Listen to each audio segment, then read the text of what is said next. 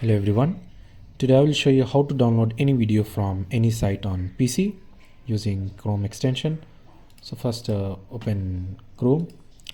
Now from here type Chrome Web Store.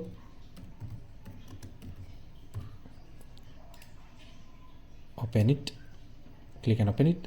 Now in extension search bar type Video Downloader Professional. This extension. Now tap on Add to Chrome. Tap on Add Extension. Now simply pin your extension.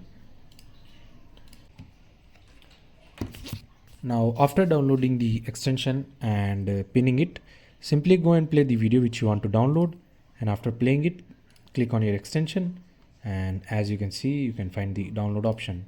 Click on download, save the download, and that's it. Your video will get downloaded.